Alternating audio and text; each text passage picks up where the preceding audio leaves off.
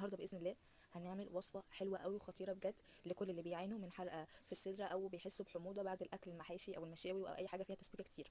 السلطه دي من اخف السلطات وحقيقي حلوه قوي قوي قوي.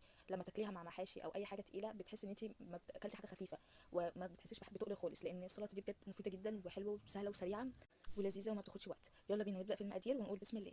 اول حاجه معانا هي خياره صغيره مبشوره بالشكل ده، عشان دي اللي هتناسب الكميه الزبادي اللي احنا هنستعملها. يعني احنا هنستعمل في الوصفه دي كوبايه من الزبادي، يعني علبه. بتجيبيها بقى من السوبر ماركت، بتجيبيها من اللبان، اي حاجه بقى. المهم لو هتستعملي علبه زبادي واحده يبقى خياره صغيره بتبشريها. ولو لقيتي ميه في الزبادي بترميها، عشان لو ميه كتير يعني ارمي شويه وسيبي شويه عشان الفوائد بتاعتها برده ما تروحش.